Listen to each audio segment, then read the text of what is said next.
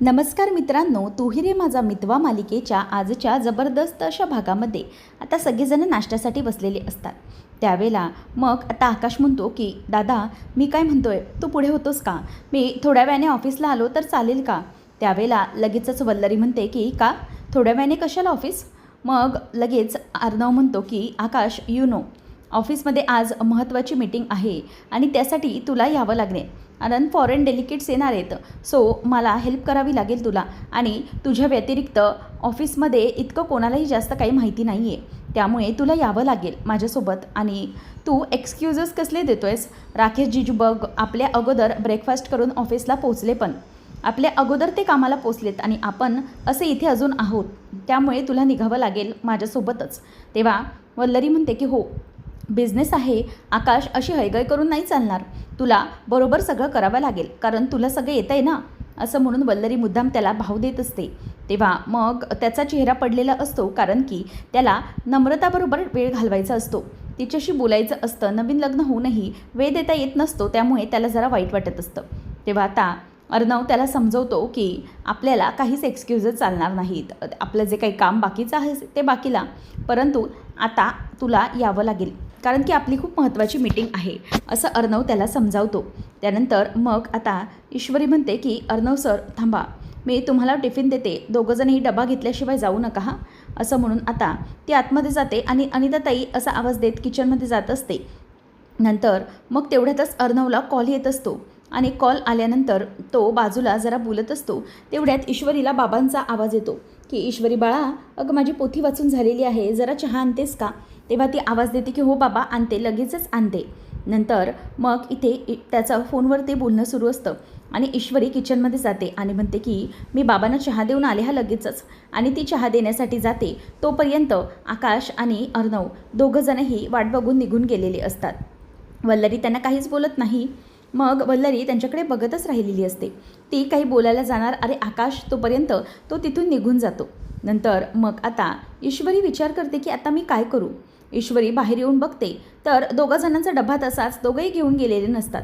आता ईश्वरी म्हणते की मामी, हे दोघं कुठे गेले? मामी म्हणते की अगं ते गेले ना ऑफिसला. तेव्हा ईश्वरी म्हणते की मामी, अहो मी सांगितलं होतं ना त्यांना डबा घेतल्याशिवाय जाऊ नका, मग तुम्ही त्यांना थांबवले का नाही? थांबायचं होतं ना त्यांना. तेव्हा ईश्वरीला ती म्हणते की अगं मी काय करणार, दोघं गेले तडक निघून. ईश्वरी म्हणते की थांबा, आता मलाच त्यांना डबा घेऊन जावा लागणार. नमू ही अजून झोपून उठलेली नसते. वल्लरी विचार करते की हे काय, बहीण तर किचनमध्ये, पण या बाईसाहेब अजून झोपा काढतात वाटतं. तेव्हा वल्लरी तिच्या रूममध्ये येते आणि म्हणते की काय गं, तू अजूनही काय इथे झोपा काढतेस? अजून तुझी सकाळ झालेली नाही आहे का? तेव्हा ती म्हणते की ॲक्च्युली सॉरी, त्याचं काय झालं ना की मला एकदम गाढ झोप लागली होती, त्यामुळे काही समजलंच नाही. तेव्हा लगेच वल्लरी म्हणते की अगं, तू तर क्लाउड किचन चालवतेस ना, मग हे असं उशिरापर्यंत झोपणं तुला बरोबर वाटतं? तेव्हा ती म्हणते की नाही, त्याचं काय झालं की मी इशूला सांगितलं होतं आणि अलार्म लावायचंच विसरले होते, इशूने मला आवाजच दिला नाही. तेव्हा ती म्हणते की अगं, आता लग्न झालेली गृहिणी आहेस तू, कर्तव्यदक्ष असलं पाहिजेस, तुला अलार्मची काय गरज, जबाबदारी आहेत ना, मग त्याच्यासाठी तुला तर उठावंच लागेल, हो की नाही? त्यावेळेला मग लगेच नमू म्हणते की हो आई, म्हणजे तशी करून घेईन मी सवय आता. तेव्हा ती म्हणते की हो, करायलाच हवं. ती ईश्वरी बघ, अगं सगळ्यांसाठी चहा नाश्ता रेडी करून, कोणाला काय आवडतं काय नाही सगळं बघून ती आता थांबली आहे.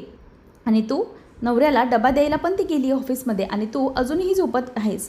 तेव्हा ती म्हणते की हो, त्याचं काय ना मम्मी, की रात्री मी जरा जागले. तेव्हा ती म्हणते की हो, वाटलंच होतं मला, दोघीजणी बहिणी होतात म्हटल्यावरती गप्पा मारत बसले असाल, पण असं नाही चालणार हां.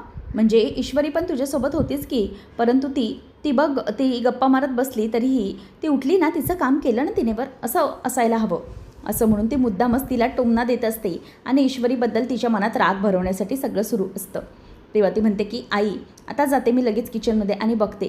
तेव्हा ती म्हणते की थांब, अगं पारोशा अंगाने किचनमध्ये जायचं नाही, जा पहिले तुझं आवर आणि नंतर ही किचनमध्ये. तेव्हा मग ती हो आई लगेच येते असं म्हणून निघून जाते आणि मनातच विचार करते की पहिल्याच दिवशी मला ऐकून घ्यावं लागलं, आता पुढे काय होणार आहे काय माहिती, असं म्हणून नम्रता वैतागते. तर अर्णव आता म्हणजे सगळ्यांसमोर आता ती मीटिंग सुरू करणार असतो. तेवढ्यातच तो सगळ्यांना गुड मॉर्निंग करतो आणि सगळ्यांना खाली बसायला सांगतो आणि म्हणतो की आजची आपली जी काही मीटिंग आहे ती एकदम उत्तम पार पडली आहे आणि आपले बँगलोरचे क्लायंट आपल्याबरोबर खरंच खूप खुश आहेत आणि त्या सगळ्याचं credit goes to Rajesh Bhosale.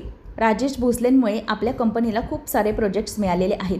शिवाय बँगलोरची त्यांच्यावर आपण जी काही जबाबदारी सोपवली होती ती त्यांनी अगदी उत्तमरित्या पार पाडली आहे आणि त्याचमुळे बँगलोरच्या त्याच क्लायंट्समुळे आपल्याला आणखी 2 ते 3 नवीन ऑर्डर्स मिळालेले आहेत. ते फक्त राजेश भोसले यांच्या कामामुळे. त्यांना त्यांच्यासाठी प्लीज टाळ्या वाजवा असं म्हणून सगळेजण त्यांच्यासाठी क्लॅप करतं. तेव्हा मग आता अर्णव म्हणतो की 1 मिनिट मिस्टर राजेश भोसले, तुम्ही जरा पुढे या. तेव्हा आता राकेश हा म्हणतो की अर्णव साहेब खरंच थँक्यू, तुम्ही मला इतकं म्हणजे ॲप्रिशिएट केलं.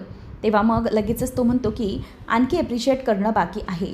मला तुमच्यासमोर हे अनाऊन्स करायचं आहे की आतापर्यंत राजेश भोसले हे आपल्यासोबत ॲज अ टीम काम करत होते. आता राजेश भोसले यांना मी बोर्ड ऑफ डायरेक्टर्सचे वन ऑफ द मेंबर बनवतो आहे. आता हे ऐकून अर्णवचं बोलणं राकेशला तर जबरदस्त असा धक्का बसतो. तेव्हा राकेश म्हणतो की काय तुम्ही अर्णव साहेब काय बोलताय आणि हे कशासाठी, मी असंच काम करेन ना. तर हे सगळं ईश्वरीने ऐकलेलं असतं आणि हे ऐकून तिला धक्का बसतो की अर्णव सर हे काय करतायत. तेव्हा राकेशला तो म्हणतो की नाही, यू आर डिझर्व्ड इट, कारण तुम्ही जे काही काम केलं आहेत ना त्यामुळे तुम्हाला हे सगळं करणं म्हणजे तुम्ही डिझर्व करता. त्यामुळे आता अर्णव त्याला ते मेंबरशिपचा मान देतो. त्याचबरोबर आता तिकडचे सगळेजण कलिग त्याला कॉंग्रॅच्युलेट करत असतात आणि ईश्वरी ही तेवढ्यातच येते आणि ईश्वरी ही अर्णवशी बोलण्यासाठी म्हणून बाजूला जाते आणि तेवढ्यात तारा ही राकेशजवळ येते आणि म्हणते की सर खरंच खूप मोठी आनंदाची बातमी आहे ही, कॉंग्रॅच्युलेशन्स असं म्हणून ती त्याला आता मिठीत घ्यायला चाललेली असते. तेवढ्यातच राकेश तिला थांबवतो आणि म्हणतो की 1 मिनिट आपण नंतर बोलूया का, म्हणजे माझ्या रूममध्ये ये मग आपण बोलूया असं म्हणून तो मुद्दामच आता तिला म्हणजे शांत करत असतो आणि बाजूला जात असतो. तर हे सगळं होताना तिथे सगळे उभे असतात म्हणूनच राकेश तिला थांबवतो. त्यानंतर मग आता शिर्के अर्णवला सगळे काही जे मीटिंग झाली होते त्याचा अजेंडा दाखवत असतात आणि ईश्वरी तिथेच उभी असते. टिफिन आणला म्हणून ती डबा देत असते. तर बाबा इथे येतात किचनमध्ये आणि ते काहीतरी शोधत असतात. तेव्हा नमू विचारते की काय झालं आहे, तुम्हाला काही हवं आहे का. तेव्हा ते म्हणतात की अगं बाळा त्याचं काय झालं ना, माझी पोती कुठे सापडत नाही आहे. ईश्वरीला ना अगदी बरोबर माहीत असतं पण ती पोती कुठे ठेवली आहे. तेव्हा नमू म्हणते की म्हणजे बाबा कोणत्या रंगाची होती मला तुम्ही सांगू शकाल का. तेव्हा ते म्हणतात की अगं हो अशा लालसर रंगाची होती, बघ ना ईश्वरीला विचार, तिने कुठे ठेवली असेल ते बघ, म्हणजे ईश्वरीला बहुतेक माहिती असतं सगळं. तेव्हा आता नमू विचार करते की हे काय, म्हणजे ईश्वरी यांच्याबद्दलही तशीच आहे. त्याचबरोबर सगळेजण आता जेवायला आलेले असतात डायनिंग टेबलवरती. तेव्हा मग सगळेजण विचार करतात की काय अजून जेवण झालं नाही आहे. तेव्हा मग आजी म्हणते की नम्रता जेवण वाढतेस ना गं. तेव्हा ती म्हणते की हो म्हणजे ना जेवण अजून झालेलं नाही आहे. तेव्हा मग नमूला ती विचारते की हे काय मग काय करतेस काय तू त्या कढईमध्ये. तेव्हा ती म्हणते की हो म्हणजे ती सकाळची भाजी होती ना ती मी आता गरम केली आणि मला ना पोळ्यांचा डबाच माहीत नव्हता कुठे होता म्हणून मला काही जमलं नाही. तेव्हा अंजली म्हणते की अगं हे काय, म्हणजे तुला जर माहीत नव्हतं तर तू माहीत करून घ्यायचं नव्हतंस का. तेव्हा ती म्हणते की हो म्हणजे मला माफ करा तसं, म्हणजे मला कोणीच मदतीला नव्हतं. वल्लरी म्हणते की म्हणजे हे घ्या, अजून हिला पोळ्यांचं डब्यांचं कणिक कुठे माहीत नाही. अगं बाई जर माहीत नव्हतं तर माहीत करून घ्यायचं होतं. आता जेवणाच्या टेबलवर आल्यानंतर तू आम्हाला हे सगळं सांगतेस का, अगोदर विचारायला आलं नव्हतं का तुला. तेव्हा मग लगेचच आता आजी पण चिडलेली असते. अंजली म्हणते की अगं हे सगळं नम्रता अगोदर माहीत करून घ्यायचं होतं तू. वल्लरी म्हणते की हो म्हणजे आता तरी सगळ्यांचे डोळे उघडलेच असतील की हे पराक्रम बघूनच मला कळलं की नेमकं पुढे काय घडू शकतं ते. आता वल्लरी मुद्दाम टोमणे देत असते. मामा म्हणतो की अगं जरा थांब, किती बोलताय तिला तुम्ही, ती नवीन सून आहे या घरातली आणि किचनमधला तिचा पहिला दिवस आहे, तर तिला कुठे काय ठेवले आहे हे कसं माहीत असणार आहे. त्यामुळे उगीचच तिला कसलेही टोमण्या देण्याचं काम करू नका. आई मी काय म्हणतो, तू जरा थांब, मी तिला मदत करतो आणि थोड्याच वेळात आपण जेवूया लगेचच. तेव्हा मग आजी वैतागते आणि म्हणते की ठीक आहे, काय करायचं ते लवकर करा, तोपर्यंत मी आपली माझ्या रूममध्ये वाचन करत बसते, पोथी वाचते, तोपर्यंत लवकरात लवकर काय ते करून बोलवा, माझ्या गोळ्या असतात. तेव्हा असं म्हणून आजी निघून जाते आणि मग वल्लरी म्हणते की बघितलं अगं तुझी बहीण ईश्वरी सगळ्या गोष्टी अगदी वेळेवर देत असते प्रत्येकाला आणि आजीच्या गोळ्या असतात त्याला तर ती खूप महत्त्व देते, पण तू मात्र तसं काहीच करताना दिसत नाही. तेव्हा मामा म्हणतो की वल्लरी अगं असे टोमणे मारण्यापेक्षा ना तिला जरा काही सांगितलं असतंच ना जाऊन किचनमध्ये तर ते बरं झालं असतं. त्यानंतर मग आता नम्मूचा चेहरा पडलेला असतो आणि मामा तिला म्हणतो की 1 मिनिट थांब नम्रता, मी येतो तिथे. आणि त्याच वेळेला मग आता मामा म्हणतो की नम्रता, हे बघ, वाईट वाटून घेण्याची काहीच गरज नाही आहे, होईल सगळं व्यवस्थित, फक्त तू आता तुला मी कुठे काय आहे ना ते सगळं दाखवतो. आणि मग त्यानंतर मामा तिला डबा दाखवतात आणि तिकडून निघून जातात. तेव्हा मग आता नम्रताच्या मनात विचार सुरू होतो. वल्लरी सारखी सारखी ईश्वरीसोबत तिला कंपेअर करत असते. मग नंतर अर्णवचं काम सुरू असतं. ईश्वरी अजूनही तिथेच डबा देऊनही तिथे टेबल शेजारीच असते. तेव्हा मग आता अर्णव हा विचारतो की मिस इंदोर, येस, काय झालं, बोल ना, काही काम आहे का तुझं? तेव्हा अर्णवला ती म्हणते की अर्णव सर, माझं जरा एक महत्त्वाचं काम आहे आणि मला ते तुमच्यासोबतच बोलायचे आहे. आता ईश्वरी हे सगळं बघत असते. नंतर मग तिथून जे शिर्के असतात आणि आकाश दोघंजणही उठून निघून जातात. मग अर्णव म्हणतो की मिस इंदोर, येस बोल, काय बोलायचं होतं तुला? तेव्हा ईश्वरी त्याला विचारते की अर्णव सर, मला एक गोष्ट कळत नाही आहे, तुम्ही इतकी मोठी गोष्ट का केली?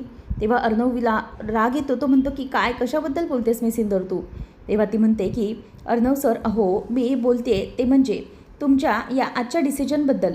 तुम्ही त्या राकेशला बोर्ड ऑफ डायरेक्टर्सचे मेंबर बनवले आहे आणि ते तुम्ही का केलं आहे हे मला काहीच कळत नाही आहे. म्हणजे इतका मोठा विश्वास तुम्ही का टाकला त्याच्यावर? कारण की तो कसा होता, काय होता, हे सगळं आपल्याला माहीत आहे, पण तरीही तुम्ही त्याच्यावरती विश्वास टाकलात. तेव्हा अर्णव म्हणतो की मिस इंदोर, हे बघ, मला माहिती आहे की हा क्वेश्चन तुझ्या माइंडमध्ये येणार, पण एक गोष्ट कायम लक्षात ठेव की किती काही झालं तरीही जोपर्यंत आपण लोकांवरती विश्वास दाखवणार नाही ना, तोपर्यंत आपल्याला खरं काय ते कळत नाही. ईश्वरी म्हणते, पण तरी पण तुम्हाला माहिती आहे की हे सात्विक फॅशन तुम्ही कशी मेहनतीने उभे केलेले आहे आणि त्यात ते असं कोणाच्याही हातात जाऊन देणं तुम्हाला योग्य वाटतंय का? ईश्वरी त्याला समजवत असते. त्यानंतर मग आता जी तारा असते ती राकेशच्या केबिनमध्ये येऊन थांबते आणि मग राकेशच्या इथे थांबून राकेश तिच्या मागून येतो आणि तिला जवळ घेण्याचा प्रयत्न करत असतो.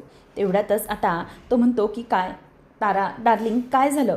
तेव्हा मग ती खाली वाकून बघते आणि म्हणते की सर, मी तुम्हाला कॉंग्रॅच्युलेट करत होते आणि म्हणूनच मी येत होते. तेव्हा मग कॉंग्रॅच्युलेशन्स सर, असं ती बोलते. त्यावेळेला तो तिच्या केसांवरून हात फिरवत म्हणतो की तारा, अगं माझं कॉंग्रॅच्युलेशन्स करतेस तू? मी बोर्ड ऑफ डायरेक्टर्सच्या मेंबर झालो आहे आणि असं करतात का कॉंग्रॅच्युलेशन कधी? तेव्हा ती म्हणते की काय, मग कसं करायचं असतं? तेव्हा तो म्हणतो की अगं असं जवळ घेऊन वगैरे कॉंग्रॅच्युलेट करायचं असतं. तेव्हा ती म्हणते की जाऊ द्या, तुम्ही ना माझ्याशी बोलूच नका. तेव्हा तो म्हणतो की आता काय झालं? तेव्हा ती म्हणते की तुम्ही मगाशी मी तुम्हाला हक करायला येत होते कॉंग्रॅच्युलेट करण्यासाठी, पण तुम्ही तेव्हा मला बाजूला केलं आणि आता मला सांगताय का की कसं कॉंग्रॅच्युलेशन्स करायचं असतं ते? तेव्हा तो म्हणतो की अगं मगाशी बघितलं ना कोण होतं? माझा बायकोचा भाऊ होता तिथे आणि मग मी कसं तुला असं कॉंग्रॅच्युलेट करायला देणार होतो? तेव्हा ती म्हणते की सर, पण आता मी तुम्हाला कॉंग्रॅच्युलेशन्स करते. तेव्हा मग ती आता त्याला मिठी मारते आणि तो देखील तिला जवळ घेत थँक्यू डार्लिंग असं बोलतो. त्यानंतर मग ती म्हणायला लागते की सर, पण मला कळत नाही आहे, मग हे असं आपण किती दिवस थांबायचं आहे? मला ना खरं तर विश्वासच बसत नाही आहे की तुम्ही माझ्यासारख्या मुलीच्या प्रेमात पडलेले आहात, पण आपल्या नात्याचं पुढे काय? तेव्हा मग लगेच तो म्हणतो की पुढे काय म्हणजे? ठीक आहे, जाऊ दे, नको विचार करू. आता या क्षणाला आपण दोघं एकमेकांना कम्फर्टेबल वाटतो ते ठीक आहे आणि आपल्याला या नात्यात आनंद मिळतो आहे ना, मग तू पुढचा विचार करू नकोस, असं आता तो तिला समजावतो. आणि नंतर मग तो पुढे काहीतरी बोलायला जाणार. तेवढ्यातच ती म्हणते की सर, हे फ्लॉवर्स पडलेत ना, ते मी सगळे अरेंज करते आणि येतेच हां.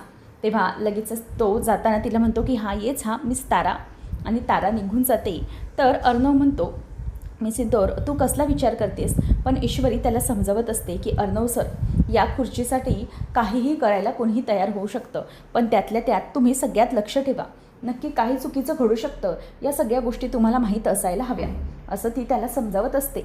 त्यानंतर राकेश आता खुर्चीकडे बघत म्हणत असतो की या खुर्चीसाठी मी काय काय केलेलं आहे हे कोणालाच काहीही कळणार नाही, पण ह्या खुर्चीसाठी मी काहीही करू शकतो. एकच गोष्ट मला खूप महत्त्वाची आहे, ते म्हणजे खुर्ची. या अर्णवने माझ्यावर विश्वास टाकला आहे. आता बोर्ड ऑफ डायरेक्टर्सचा मेंबर मी झालेलो आहे. आता त्यानंतर हे पूर्णपणे सात्विक फॅशनच मला माझ्या नावावर करून घ्यायची आहे आणि त्यासाठी माझे आता प्रयत्न सुरू असतील. तर अर्णव ईश्वरीला म्हणत असतो की मिस इंदोर, तुला जर असं वाटत असेल की या सात्विक फॅशनवर डोळा ठेवणं इतकं सोपं आहे, तर ते तसं नाही आहे. ज्या क्षणी मला समजेल की त्या राकेशचा सात्विक फॅशनवर डोळा आहे, त्या क्षणी त्याचा शेवटचा दिवस असेल, असं तो ईश्वरीला ठणकावून सांगतो. तर राकेश इकडे खुर्चीला बघून खूपच आनंदात असतो. त्यानंतर नम्रता ही फोनवर काहीतरी बाहेर करत असते. ती म्हणते की इशू अजून कुठे गेली आहे, तिचा फोन पण कसा लागत नाही आहे, आणि ती बाहेरच फोनवर काहीतरी करते आणि आकाशचाही फोन करायला बघत असते. तेवढ्यात नम्रताला बघून समोर मनातच खुश होतं. वल्लरी म्हणते की चला, सावज समोरच सापडलेलं आहे, असं म्हणून तो समोर येते आणि तिला म्हणते की काय गं, इथे काय करतेस तू, आणि इथे टाईमपास कसला करत बसली आहेस, कामाला नको लागाय का तुला. तेव्हा ती म्हणते की हो, त्याचं काय झालं ना आई, की मी जरा फोन करत होते परंतु फोन लागत नव्हता, म्हणजे संध्याकाळचं काय करायचं हे सगळं. तेव्हा ती म्हणते की अगं हे काय करतेस तू, आणि तसंही दुपारी काय जेवण बनवलं होतंस तू गं, म्हणजे भाजीलाही त्यात चव नव्हती. तेव्हा लगेचच तिथून आजी येते आणि ईश्वरी बाळा ईश्वरी असा आवाज देत असते. तेव्हा मग आजीला नम्रता विचारते की आजी काय हवं आहे तुम्हाला, मी देते. तेव्हा ती म्हणते की अगं माझा ना चष्मा सापडत नाही आहे गं, म्हणूनच ना मला चष्मा हवा होता, पण ईश्वरी कुठे, ईश्वरीला ना अगदी बरोबर माहीत असतं की माझ्या वस्तू कुठे असतात ते. तेव्हा नमू म्हणते की आजी ईश्वरी ना अजून आलेली नाही आहे, बाहेर गेली आहे ती, मी आले की सांगते, नाही तर मी देते तुम्हाला शोधून. तेव्हा लगेच आजी आतमध्ये काही न बोलता निघून जाते आणि लगेच ईश्वरीचं नाव काढल्यानंतर वल्लरी म्हणते की बघितलं, तुझ्या समोरच घडलं ना हे सगळं, मला काही वेगळं सांगण्याची गरज पडली नाही. बघ सगळ्या जणांना ईश्वरी कशी हवी असते, सगळेजण ईश्वरीचाच नुसता उदो उदो करत असतात, तिच्या नावाचाच उदो उदो असतो. बघ प्रत्येकाला ईश्वरीच हवी असते, सगळ्या जणांची कामं अगदी परफेक्ट करत असते ती. आणि दुपारच्या जेवणाचं मगाशी म्हटलं तसं त्या भाजीलाही चव नव्हती आणि पोळ्या कसल्या जाड केल्या होत्यास त्या. ईश्वरीच्या बघ पोळ्या असतात त्या कसल्या मऊसूत पोळ्या असतात, आहा काय खाऊन मजा येते. पण तुला तर ते काहीच जमलं नाही, आणि तू क्लाउड किचन सांभाळतेस ना असं खरंच काही वाटत नाही, कारण की क्लाउड किचन बाईच्या हाताला चव कशी हवी, पण तुझ्या अजिबात नाही. ईश्वरीच्या बघ अगदी सुगरण आहे, सुगरण, सगळ्या गोष्टी अगदी परफेक्ट सगळ्यांना हव्या तशा करत असते, कोणाचं कसं डाएट असतं काय असतं सगळं तिला अगदी माहीत असतं. तेव्हा मग नम्रता मनातच म्हणते की लग्न माझं नवीन होऊन आलं आहे, पण ईश्वरीचेच पोवाडे ऐकायला लागत आहेत, असं म्हणून मी आलेच हां असं म्हणून ती आतमध्ये निघून जाते. आता नम्रताचं तोंड पडल्यावर वल्लरी खुश होते आणि म्हणते की वा, माझं बोलणं ऐकून तिला राग आला म्हणजे बरंच झालं, असं म्हणून ती खूपच आता खुश होत असते. त्यानंतर वल्लरीचं जे काम असतं ते सफल झालेलं असतं. तर इथे ऑफिसमध्ये जो राकेशने खोटा डॉक्टर तयार केलेला असतो, तो डॉक्टर आता राकेशला भेटायला आलेला असतो. आता त्याला पाहिल्यानंतर राकेशला बघून त्याला खूप राग आलेला असतो. राकेश त्याच्याकडे बघतो आणि म्हणतो की तू इथे काय करतोयस. तेव्हा राकेशला तो म्हणतो की का, सगळ्या प्रकरणात तू मात्र मजा मारतोयस परंतु मला अडकवलंयस, तुला कळतंय का काय झालंय ते. तेव्हा राकेश म्हणतो की अरे बाबा काय झालं आता, म्हणजे कसला इतका विचार करतोयस. त्यावेळेला तो सांगतो की विचार, अरे या मुलींच्या तस्करीबद्दल तू सगळ्या गोष्टी माझ्या अंगावर टाकल्यास एकट्याच्या, तुला कळतंय हे मला किती सगळं हँडल करावं लागतंय. राकेश म्हणतो की पण ह्या सगळ्या गोष्टी तुला इथे बोलायची काय गरज आहे, मला तुला नंतर फोन करता आला नाही का. तेव्हा राकेशला तो म्हणतो की तू फोन उचलतोस का सांग मला, अरे या सगळ्या गोष्टी मला कशा हँडल कराव्या लागतात, लक्षात घे तुला काहीही कळणार नाही, तू फक्त मुली जाळ्यात फसवतोस आणि त्या माझ्यापर्यंत आणून देतोस, पण त्यांचं पुढे काय करायचं या माझ्या गोष्टी असतात आणि त्यासाठी मला मॅनेज करायला लागतं, समजलं ना. तेव्हा राकेश म्हणतो की अरे बाबा हो मला माहिती आहे, पण आता काय करावं लागेल. तेव्हा तो म्हणतो की पोलीस जिकडे तिकडे शोधतायत आणि हे सगळं कोणाच्या नावावर चालले माहिती आहे का, माझ्या नावावरती, तुझ्या नावावरती काहीही नाही आहे, त्यामुळे मला हा प्रॉब्लेम आहे, तुला समजणार नाही ते. तेव्हा राकेश म्हणतो की अरे ठीक आहे जाऊ दे. तेव्हा राकेशला तो म्हणतो की जाऊ दे नाही, हे सगळं मला मॅनेज करावं लागणार आहे आणि त्याच्यासाठी 5 कोटी रुपये लागणार आहेत, समजलं, उद्याच्या उद्या मला द्यायचे. राकेश म्हणतो की काय 5 कोटी वगैरे माझ्याकडे मागू नको, समजलं, माझ्याकडे पैसे नाही आहेत आता, एवढे कुठून आणू मी पैसे. तेव्हा तो म्हणतो की का, बाकीच्या गोष्टी करताना तुला समजत नाही का, मग मॅनेज करावंच लागणार आहे. अरे 5 कोटी रुपये तुझा तो आहे ना बायकोचा भाऊ तुझा मेहुणा, त्याला सांग ना, त्याच्याकडून घे, तेवढी असेल अमाऊंट त्याच्याकडे. तेव्हा मग लगेचच तो म्हणत असतो की नाही मी एवढं मॅनेज करू शकत नाही. तर तो त्याला कॉलर धरतो आणि म्हणतो की हे बघ, काही झालं ना तरीही सगळ्यात पहिले नाव मी तुझं घेणार, समजलं ना राकेश, मी या सगळ्या गोष्टींमध्ये तुला अजिबात सोडणार नाही. त्याच वेळेला ईश्वरी आता दरवाजातूनच राकेशच्या हे सगळं बघत असते की त्या डॉक्टरने राकेशचा गळा पकडलेला असतो. तर इथे दुसरीकडे ताराचं वेगळंच सुरू असतं. ताराचा जो काही पेनड्राईव्ह असतो तो ती त्या वासमध्ये टाकते आणि त्याच्यामधून फ्लावर्स ठेवून ते घेऊन चाललेली असते. तर आता ताराच्या डोक्यात मात्र वेगळंच काहीतरी प्लॅनिंग सुरू असतं. ईश्वरी आता त्या तिथून निघून बाहेर पडलेली असते. तेवढ्यातच आता तारा ही तिच्यासमोर आलेली असते आणि तारा ईश्वरीला बघून दचकते आणि तिच्या हातून तो काचेचा वास असतो तो खाली पडतो. आता तो पडल्याबरोबर पटकन ती घाबरते. ईश्वरीला पण कळत नाही की अशी पटकन का बरं दचकली. मग त्याच वेळेला ती पटकन ते सगळं उचलू लागते आणि समोर पेनड्राईव्ह असतो. तो पेनड्राईव्ह ईश्वरीला तिला बघू द्यायचा नसतो. त्यामुळे ती पटकन त्याच्यावरती हळूच पाय ठेवते आणि बाजूला करते आणि त्यावेळेला सगळ्या वस्तू ती उचलत असते. ईश्वरी तिला म्हणते की अहो लागेल तुमच्या हाताला, थांबा जरा. तेव्हा पण ती म्हणते की नको मॅम मी करते हे साफ, असं म्हणून ती तिथून सगळं घेऊन चाललेली असते काचा वगैरे उचलून. तर आता राकेश म्हणतो की सोड मला, हे बघ ते सगळं करणं अजिबात चुकीचं आहे. त्यामुळे बाकीच्या गोष्टी कशा हँडल करायच्या ते तू आता बघ आणि हो उद्या देतो मी तुला 5 कोटी रुपये, असं म्हणून तो आता राकेश त्या माणसाला हकलवतो. तेवढ्यात आता तो माणूस निघालेला असताना ईश्वरी आता लिफ्टकडे उभा असताना त्याच्याकडे येते आणि म्हणते की डॉक्टर साहेब तुम्ही काय करता इथे. तेव्हा लगेचच आता तो मागे थांबतो आणि दचकतो, ईश्वरीकडे बघतो. ईश्वरी म्हणते की तुम्ही इथे काय करताय या ऑफिसमध्ये. तेव्हा मग तो म्हणतो की हो म्हणजे माझे पेशंट आहेत ना इथे, ते राजेश भोसले त्यांना भेटायला आलो होतो, त्यांचं रुटीन चेकअप होतं ना. तेव्हा ईश्वरी म्हणते की काय म्हणजे तुम्ही डॉक्टर असून इथे येत आहे. तेव्हा मग डॉक्टर म्हणतात की हो म्हणजे काय आहे त्यांचं रुटीन खूपच बिझी आहे ना, कामात असतात ते, म्हणून मी आलो इथे. बरं मी निघतो, असं म्हणून ते निघतात. ईश्वरीला जरा आता डाऊट येतो. नंतर नम्रताने किचनमध्ये नुसता पसारा केलेला असतो. तेव्हा वल्लरी येते आणि म्हणते की काय अगं हे काय चाललं आहे तुझं, जेवण अजून काही नाही आणि हा पसारा बघ किती आहे, किती पसारा करून ठेवला आहेस तो. तेव्हा ती म्हणते की हो आई आता लगेचच आवरते मी. तेव्हा मग वल्लरी म्हणते की अगं त्या ईश्वरीला बघ जेवण बनवत असताना स्वयंपाकाचा ओटा अगदी स्वच्छ असतो तिचा, म्हणजे कितीही काही असल्या वस्तू तरी घाण करत नाही कधी, आणि तुझं बघ ओटा कसा आहे तो. तेव्हा मग नमू म्हणते की आई अहो मला माहिती आहे. तेव्हा लगेचच ती म्हणते की काय माहिती आहे. अगं तू क्लाउड किचन सांभाळतेस ना, हे खरंच मला वाटत नाही गं बघून, म्हणजे इतका पसारा तुझा. तेव्हा ती म्हणते की त्याचं काय ना आई, इथे प्रत्येकजण म्हणजे बरेच लोक आहेत आणि कोणाचं काय करायचं ना, कोणाला काय बनवायचं ते मला खरंच समजत नाही, म्हणजे त्यामुळे हा सगळा प्रॉब्लेम येतोय. तेव्हा लगेच वल्लरी म्हणते की काय पण अगं अगदी काहीतरी कारणं द्यायची म्हणून काहीतरी देऊ नकोस हा, आवर लवकर चल, हे बघ किती पसारा आहे तो. तेव्हा ती आवरत असते आणि ईश्वरी तेवढ्यातच येते आणि म्हणते की ताई हे काय अगं हा सगळा पसारा का करून ठेवला आहेस तू. तेव्हा ती म्हणते की इशू खरं तर काय झालं ना, म्हणजे कोणासाठी आणि किती जणांसाठी काय बनवावं नाही हे मला कळलं नाही. ईश्वरी म्हणते की बरं जाऊ दे, तू का करतेस सगळं, अगं नवीन नवरी आहेस तू आणि तू कशाला किचनमध्ये येतेस, हो बाजूला मी करते ते सगळं. तेवढ्याच अंजली येते आणि म्हणते की का म्हणजे ती या घरात कुणीच नाही आहे का, ती ही सून आहे ना या घरची, मग तिलाही या सगळ्या जबाबदाऱ्या हँडल कराव्याच लागतील ना, सगळं काही करावंच लागेल. त्यावेळेला मग आता ईश्वरी ताईला समजावते की शांत हो, म्हणजे तू काही रिॲक्ट करू नको. तेव्हा मग ईश्वरी विचारते की ताई तुम्हाला काही हवं होतं का. तेव्हा ती म्हणते की हो मगाशी आवाज दिला तेव्हा कोणी ऐकलं नाही तुम्ही, आणि आता. तेव्हा मग ती म्हणते की थांबा मी देते कनूसाठी दूध. तेव्हा ती म्हणते की नको आता मी घेते माझं. तेव्हा मग ईश्वरी म्हणते की ताई द्या आणा ती बाटली, मी दूध गरम करून थंड करून तुम्हाला आणून देते, तुम्ही जाऊन आराम करा, जा ताई, असं म्हणून ती तिला जायला सांगते. अंजली पण निघून जाते.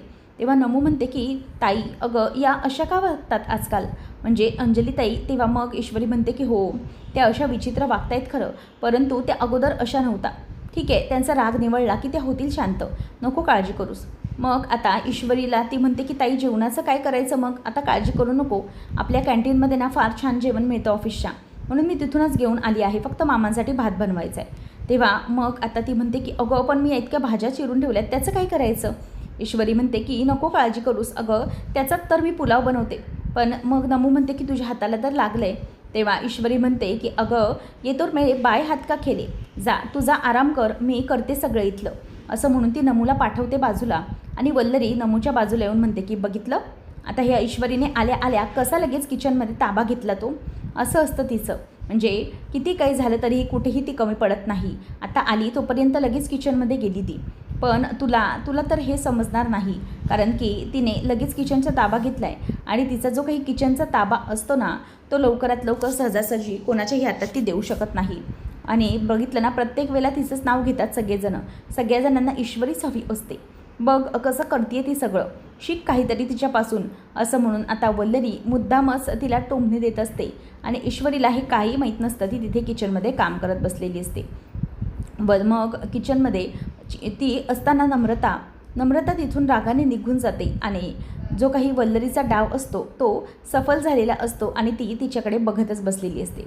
त्यानंतर पुढच्या भागामध्ये आपण पाहणार आहोत की ईश्वरी अर्णवला म्हणत असते की अर्णव सर, मला ना काहीतरी कुठेतरी चुकीचं घडतंय असं वाटतंय. तेव्हा तो म्हणतो की मिस इंदोर, तू काय बोलतेस, नक्की कशाबद्दल? तेव्हा ती म्हणते की राकेशबद्दल मला काहीतरी चुकीचं वाटतंय. त्याच वेळेला राकेश म्हणत असतो की माझ्याकडे आता कोणीही प्रॉब्लेम म्हणून बघतच नाही आहे. अर्णवला तर असं वाटतंय की त्याचा माझ्यावरती आता पूर्ण विश्वास आहे आणि तो काहीही माझ्या हातावर सोपवायला तयार आहे, अगदी काहीही. त्यामुळे मला माझं काम करणं अगदी सोपं जाणार आहे असं तो विचार करत असतो. त्यानंतर मग ईश्वरी अर्णवला म्हणते की सर, मला तुम्ही सांगा की काल रात्री तो राकेश कसा बोलला ऐकलं ना? तो म्हणाला की तुमचं लग्न कोणत्या परिस्थितीत झालं आहे हे मला माहीत आहे. मग अर्णव सर, मला सांगा की त्याला कसं आठवलं की आपलं लग्न कोणत्या परिस्थितीमध्ये झालं आहे? नेमकं काय आहे ह्या सगळ्या गोष्टी आपल्याला शोधल्या पाहिजेत असं अर्णवला ईश्वरी समजावत असते. आणि त्यानंतर मग इथे पुन्हा ताराचं काहीतरी सुरू असतं केबिनमध्ये, त्या वासमध्ये काहीतरी ठेवणं. तेवढ्यातच ईश्वरी तिथे येते आणि तारा तिच्याकडे घाबरत बघत असते. आता लवकरात लवकर राकेशचा पर्दाफाश होणार आणि नेमकं कसं घडणार हे पाहणं रंजकतेचं ठरणार आहे. अशाच मालिकांचे अपडेट जाणून घेण्यासाठी आजच आपल्या चॅनलला सबस्क्राईब नक्कीच करा. धन्यवाद.